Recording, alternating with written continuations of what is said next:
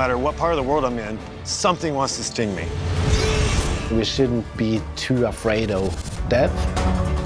Yeah, I'm crazy. Everybody's crazy. People just don't think that humans should be able to do the things that I'm doing. 100 years ago, Robert Ripley went on a quest to the farthest reaches of the globe in search of the extraordinary and unusual. Today, the adventure continues, searching for the world's most bizarre, astonishing secrets. On Ripley's. Believe it or not.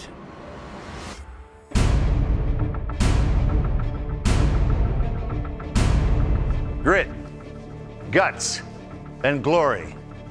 I'm Bruce Campbell, and these are the folks who push themselves to the brink. For some people, that means developing radical new skills. But this guy, literally, is driven right to the edge.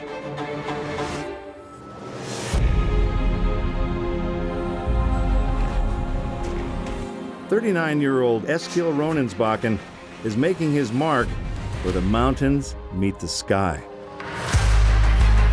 With every passing second, more and more blood rushes to his brain, and the weight of his full body bears down on his arms and shoulders.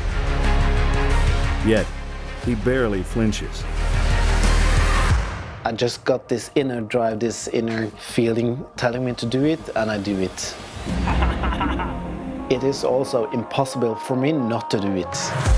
Now, Eskil is taking on a new challenge, trading in the wild landscape for an urban peak, 10 stories high, with slick surfaces everywhere and the wind in his face. Believe it or not.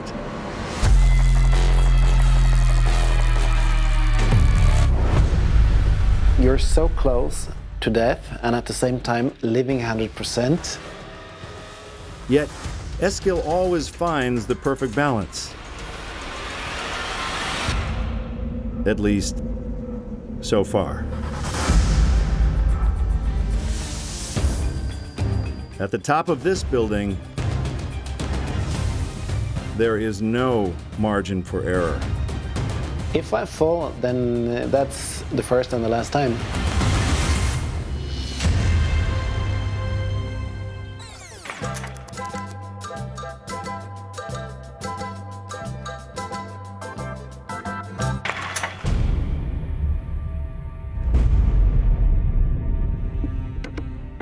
I believe it's in our nature to have a certain fear of heights. I also have this kind of fear. Even though it's really frightening, when I get to the edge, I just take my time. I make friends with the edge, which means that I need to know every little piece, every little inch of the edge, and not fearing it any longer. And then slowly by slowly, I remove the fear.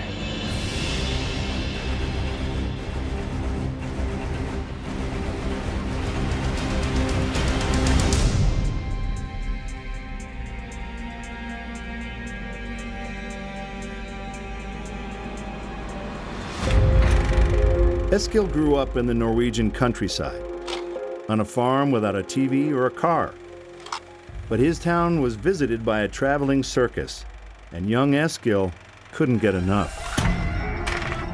The circus was really interesting because it was a kind of mini society with people from all over the world.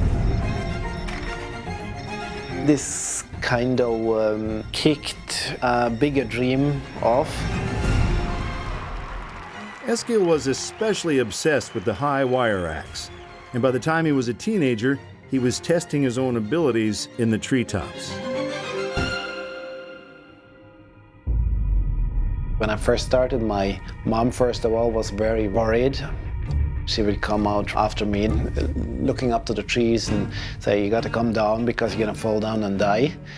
And just a few steps behind, my dad came very relaxed, pointed his camera at me and took a picture. A single snapshot that would define Eskil's whole future.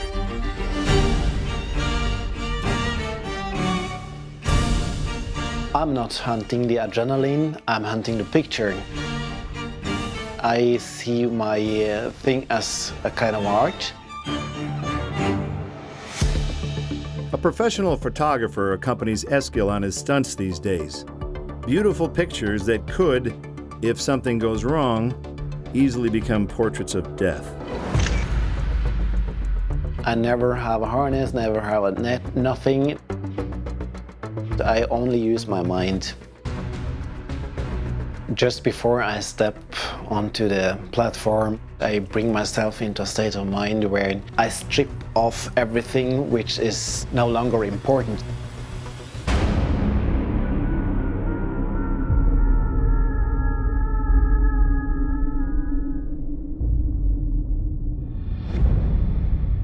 Eskil normally performs in remote locations in privacy, but now he's attempting his latest stunt in downtown Hamar, with crowds already forming. It's his most unpredictable setting yet. It's different doing buildings because you have all those sharp ends, it's always a little bit of noise. What I'm specifically afraid of is the rig. Is it good enough? Is it stable? What about the wind? What about people around? It can be quite disturbing, but of course the biggest fear is that I fall over the edge. In a city with tall buildings, air squeezed through the narrow channels below can cause wind acceleration. There are unpredictable updrafts and downdrafts, any of which could put Eskil at greater risk of falling. Eskil's plan is to balance on the chairs for 1 minute 20 seconds, long enough for everyone below to enjoy. But if he pushes it too far and the winds pick up, this challenge could be his last. When the stack of chairs are moving, I try to use it and move with the chairs. If you move just a little bit out of the center of the chairs, then that's fatal.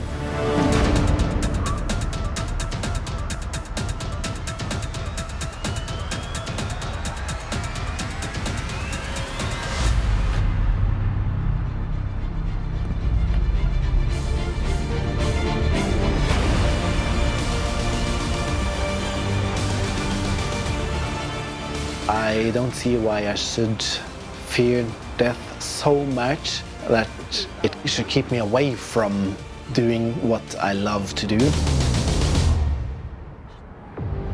I feel 100% sure when I'm balancing. I love life.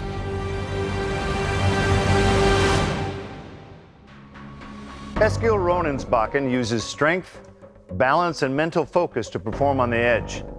Half a world away, another performer pushes himself to the extreme, using nothing but raw power. Chris Ryder is a 21st century version of an old-fashioned strongman. He always pushes it into the red zone. Never mind that one wrong move could leave him crippled. But what really sets him apart is what he does with his hair.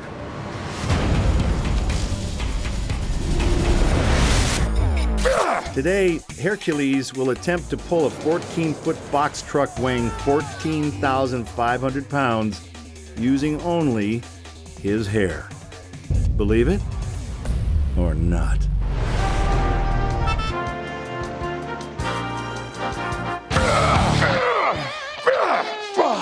Anything else? People generally just don't think that humans should be able to do the things that I'm doing. Everything that you come across is an obstacle. Obstacles are made to be beaten. How's that? Thank you very much. My pleasure. As a kid, I was always the heavy kid in town, the fat kid. Saw a picture of myself at 315 pounds, extremely out of shape, and said, no more. I got heavily involved in physical culture. I started at 315 pounds wearing a 54 waist jean. And in 1 year's time, I went from 315 to 220. Once that transformation happened, I decided I wanted to be a big guy again, and then I found powerlifting. I was powerlifting, getting stronger, and then one morning it happened. I couldn't get out of bed.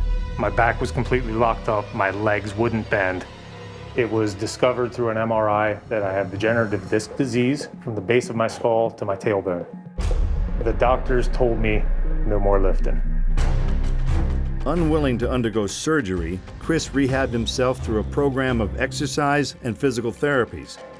But he still missed the intensity of powerlifting. I would just lay awake thinking about that drive, that determination, the beating everything that you got to beat within yourself to make the goal. And I found that again. In October 2006, my life changed forever when I discovered the classic feats of strength. These demonstrations of superhuman ability have drawn audiences for hundreds of years, and Chris wasted no time getting in the game. And I tore my first phone book. Chris holds the world record for tearing phone books, 13 in 30 seconds. 8, 13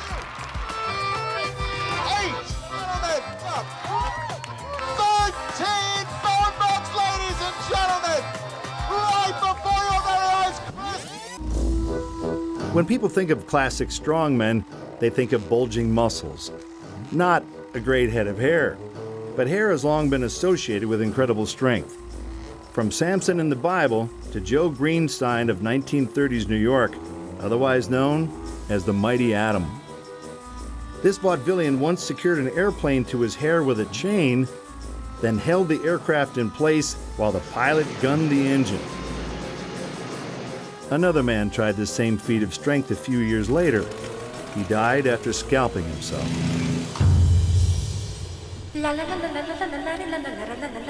I don't know that anybody's ever seen anybody do what he does with his hair. The doctor said there's absolutely no way you're going to be able to do this. He does it anyway. My fear is he could make a mistake and injure himself and be crippled for life. Okay, you're ready.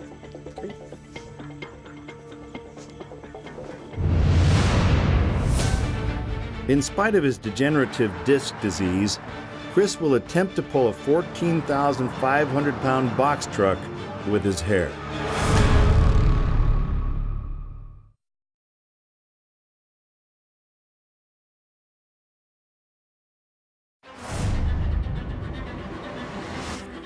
Chris Ryder, aka Hercules, is addicted to performing feats of strength. So even though he's battling a spinal condition that could leave him crippled, he's determined to move a truck weighing as much as 2 elephants, relying on the power of his hair.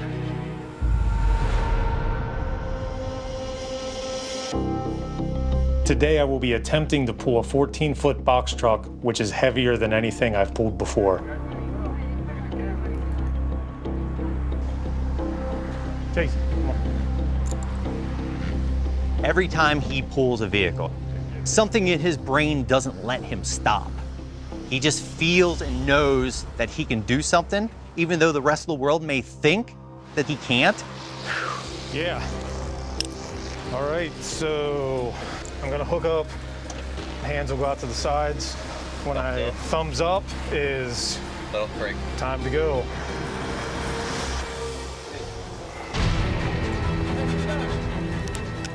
To succeed, Hercules has to pull this truck from a standing start and continue for 50 feet.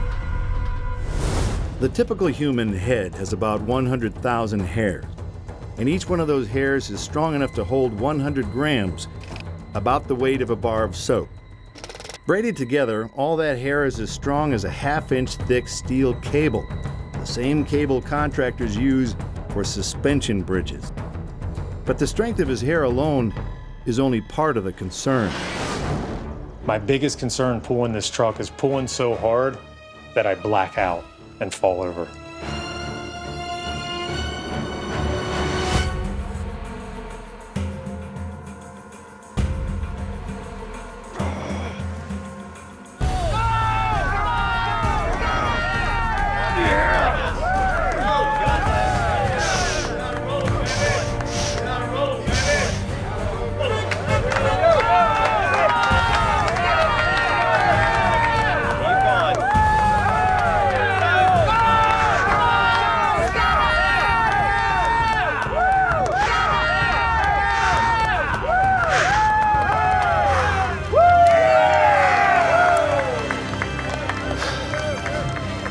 think the box truck pull went very well. I pulled it for a long distance, and I'm just having a great time doing what I love.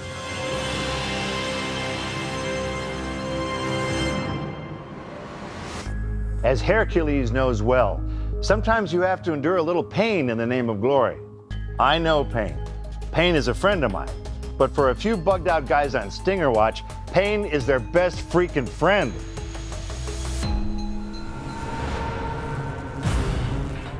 Most people do their best to avoid stinging bugs. But Justin Schmidt entered the hornet's nest on a brave and excruciating mission.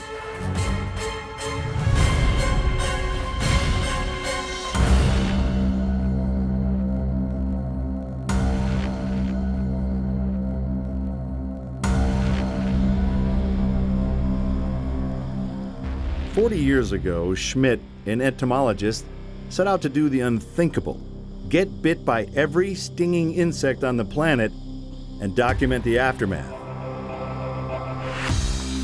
His resulting work, known as the Schmidt Pain Index, became a fascinating scientific treatise. Now it's getting new attention from outdoor adventurer Rob Oliva, Freaking centipede. Amazing. who intends to use the index as a roadmap from sting to sting. That is electric. Rob loves to test science, Oh boy, here we go. even at its most painful. Okay, it hurts. Oh. The Schmidt Pain Index says this tarantula hawk is the worst sting in North America. Today, Rob will find out if that's true. Believe it or not. The desert outside Tucson, Arizona is full of insects. Over 50 different types of Hymenoptera, wasps, bees, and ants. The perfect home base for Justin Schmidt.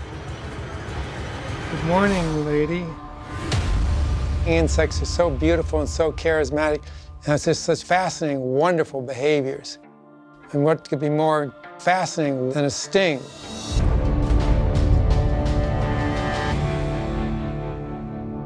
A sting is basically nature's hypodermic syringe, which puts the goodies in. Starting in 1969, Justin volunteered to play pincushion. Over 1,500 stings later, he's got close to 100 species cataloged in the Schmidt Pain Scale, which ranks insect stings on a pain spectrum from 1 to 4. Most of us have felt a 1 or even a 2, but very few of us have experienced a 4. And a 4 is just excruciating, electrifyingly debilitating, just shuts you down. 4 is a tarantula hawk wasp. They're like an absolute bolt of lightning. I don't like the sting, I'd rather not have it, but I like the result that I get, some data and some useful information. Build a pain scale and people will come, looking to test their nerve, Okay, I'm kidding. or to just experience the worst nature has to offer. Oh man, that stings. Oh. Enter Rob Oliva.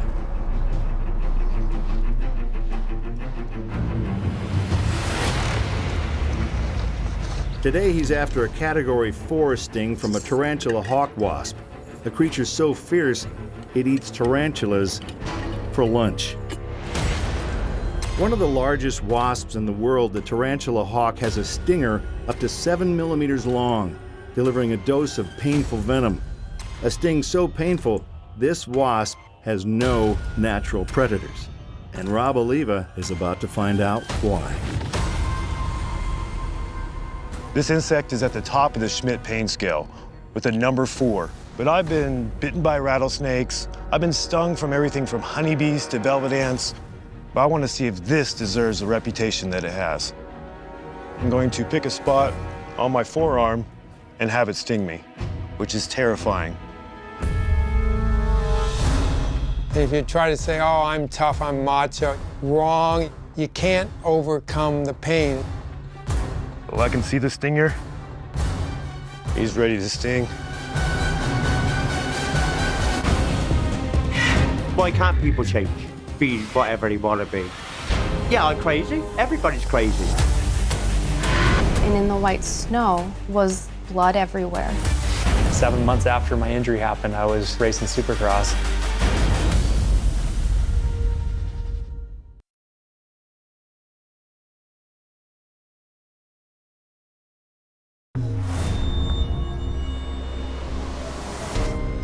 Justin Schmidt created a pain scale of insect stings so people would know which bugs to avoid like the plague. He never imagined anyone would actually replicate his agony for fun. Rob Oliva is about to face a full 4 on the Schmidt pain scale. The most agonizing sting in North America, the tarantula hawk wasp. We're gonna find out if it lives up to its reputation. He's ready to sting.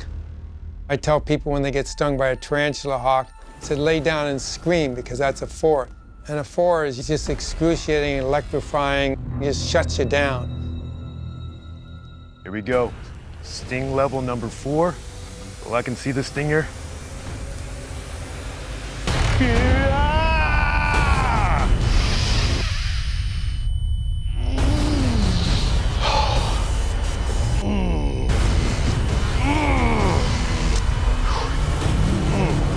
I've been bitten and stung by a lot of animals, but this one's really high up there. So I can barely talk right now. Whoa. Whoa, it just receded. Wow, was the most painful sting I've ever had. It felt like fire. It literally felt like I was being burned. I don't think I'll be tangling with any tarantula hawks again anytime soon. Respect for that animal. Rob and Justin sought out pain for posterity. For another man on a personal quest, pain is all about transformation.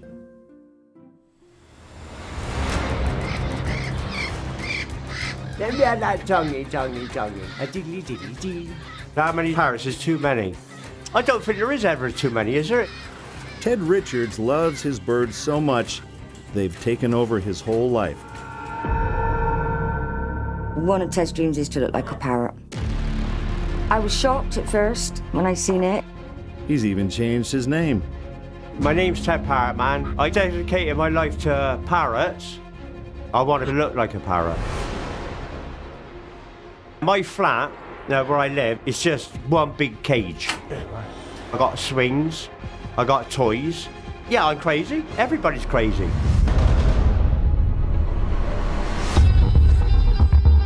Now Ted is raising the stakes. To really become a parrot, he needs to take to the air. I didn't think it would be that far. But will this bird fly?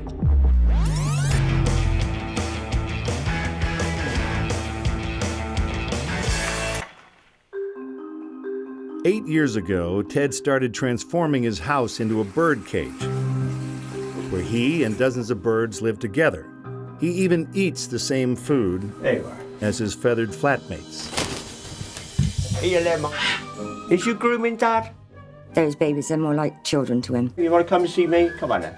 Now, lots of people are devoted to their pets. Say hello. Say it. I've always loved parrots, like all my life. You just can't trust people like you can trust parrots.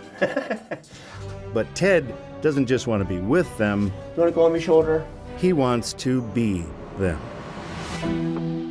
And then one day...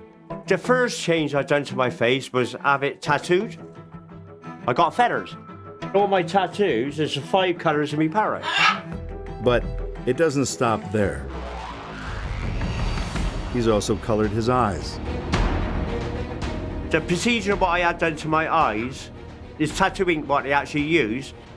They inject it into the whites of the eye, and they put a little bit in each time and then just like squish it about. Tattooing the eyes requires injecting ink into a very thin layer of skin covering the sclera, which is extremely risky. This is one of the most dangerous modifications because one slip, like you're blind.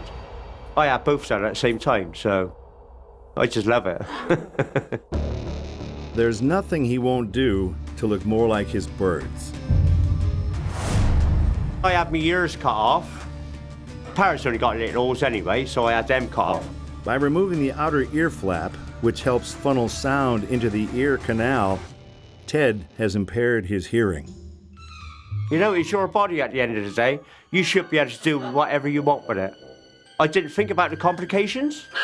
You know, I just never thought about that. Because if you looked at negative all the time, you'd never do anything. Hey, stop!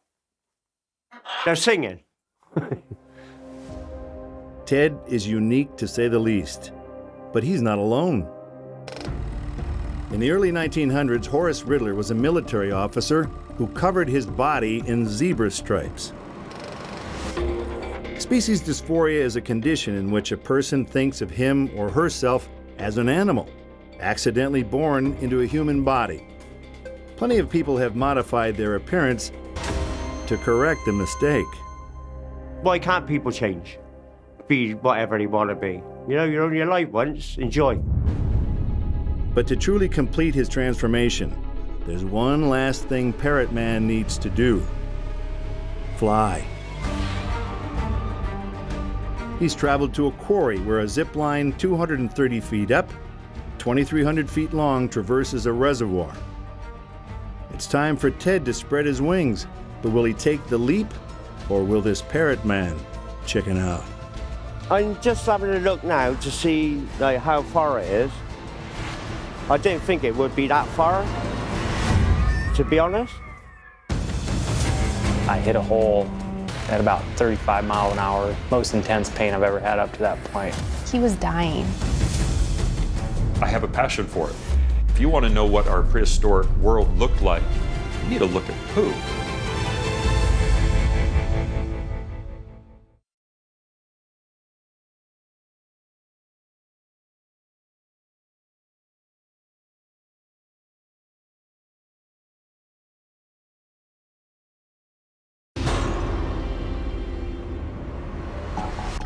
Ted Richards spent years transitioning from mild-mannered bird keeper to fully fledged parrot.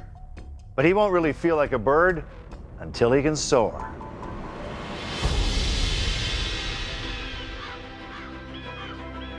If I had a set of wings, you know, just flying, just gliding about, you know, you see the birds. There's no effort. What a feeling that must be. It is like being a bird because I'll be flying over the quarry. Then the helmet, this one. Perfect. I'm just going to enjoy it. To see what it really feels like to fly like a bird.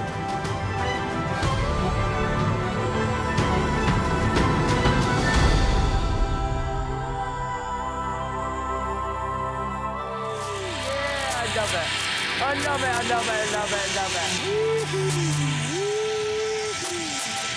Flying like a bird. Who knows what the future is? My dream, I would love to have like a sanctuary or something like that. You know, with only parrots. But I would love them flying about. Just give me a shed, buy some woodland, and then I'll be happy.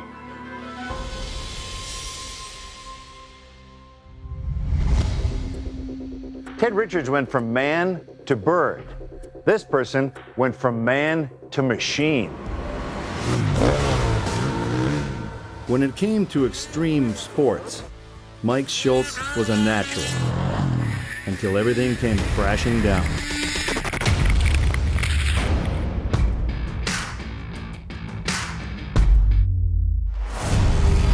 Now, with no training and no help, he's determined to get back in the game by refashioning bike parts into his own leg. Believe it or not.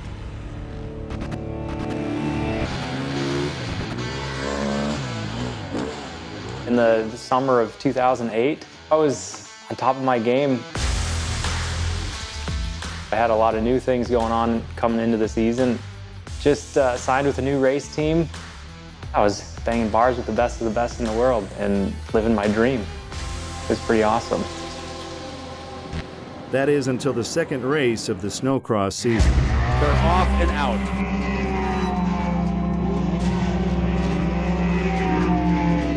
I hit a hole coming down a really rough section, and I got thrown from my machine at about 35 miles an hour or so. I landed feet first, and on impact, my left knee buckled 180 degrees, and instantly, most intense pain I've ever had up to that point. And in the white snow was blood everywhere. Mike suffered a compound fracture, severing an artery in the process. He was going into shock. With a storm approaching, EMTs can't airlift Mike to the nearest hospital.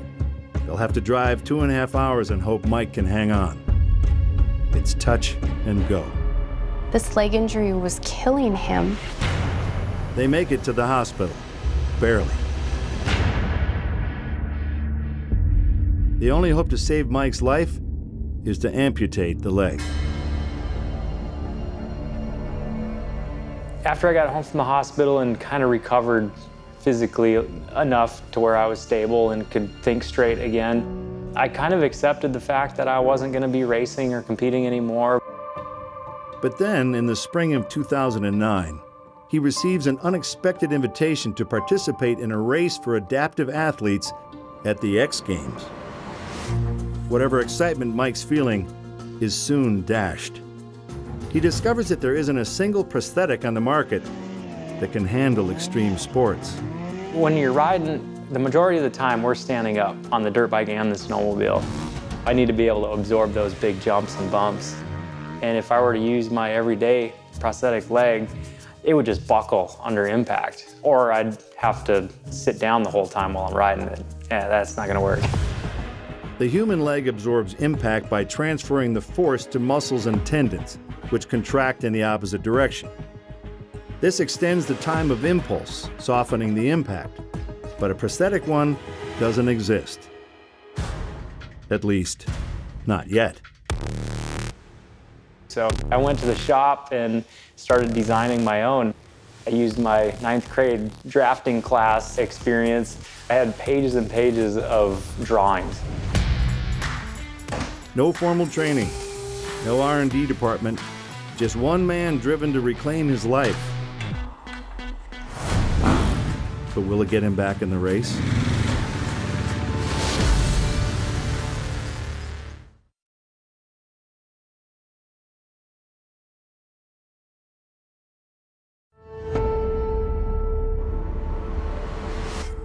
In the winter of 2008, extreme sports athlete Mike Schultz is involved in one of the most gruesome crashes snowcross fans have ever witnessed. He lost his leg from above the knee down, but not his will to compete.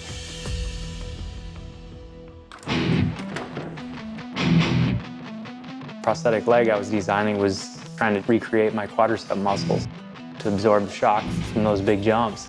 The main challenge of creating it was basically trying to achieve the full range of motion. Now to find out if his homemade bionic knee will hold up. My hands were just shaking because I was like, this is going to get me back into riding. When I went for that first ride, it was an unbelievable feeling. Man, I was standing up on both foot pegs. I felt normal again.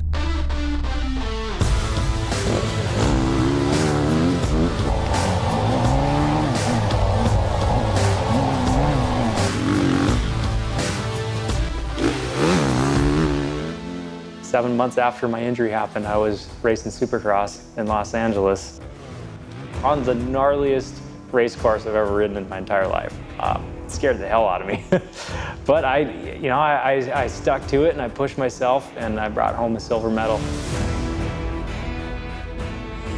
If you have something taken away from you and you're not ready for it and you think you've lost it, and then to have it back in your grasp again, that's an incredibly powerful feeling, and it just opens up your world again.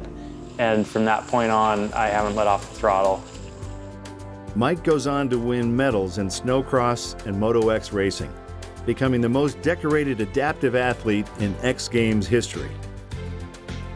Part man, part machine, total stud. For some people, glory means crossing the finish line first.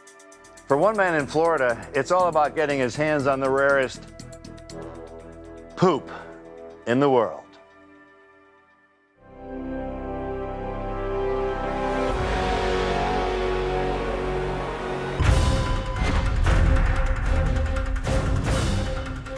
If there was such a thing as king of feces, George Franzen would wear the crown. I am definitely a poop collector, but not fresh poop. George collects some of the oldest turds in the world, fossilized millions of years ago. George's collection is prolific. But he's not nearly satisfied. My goal is to find the largest fossilized poo in the world. Believe it or not. I've collected coprolites since I was 18. My first piece was purchased from a rock shop in Moab, Utah. Looks like a cat poo, and it said fossilized dino poo on it. I just thought that was the most incredible thing I've ever heard of or seen. So I would go hunting for fossilized poo. I have a passion for it. When droppings are covered in mud, a mineral transfer occurs, fossilizing them. Millions of years later, it's no longer actual poop, but rather an all-mineral-based replacement, known as coprolite. The oldest human coprolite is from a Neanderthal, previously thought to be strict carnivores. Turns out, they actually ate plenty of vegetables. I love it because what it tells about history. If you want to know what our prehistoric world looked like, you need to look at poo. Fossilized poo, it can tell us about behaviors of dinosaurs that we didn't know. In each piece, you can tell maybe what it ate, are there bones in there, are there scales in there, that will indicate more information about our history. And I think that's important to collect.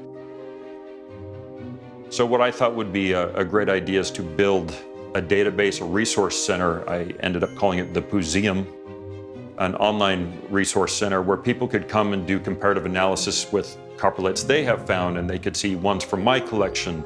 They could find research papers, they could play games. It's the hub of all things fossilized poo. Prior to my collection in the Pooseum, nobody was collecting poo. And I had a passion for it, so I went for it. The Pooseum, as his house is now known, contains over 10,000 samples with an estimated value of over $100,000. The collection is so vast, it's stored in several different places. The very expensive ones are stored in a environmentally controlled safe that only I have access to, and it keeps growing into a giant crap collection, you could say. I always get really excited when I have somebody send me a new fossilized poo. This is a coprolite from Lyme Regis of England. Hopefully I'm going to open it up and it's going to be an incredible coprolite. Really excited. It's like Christmas morning.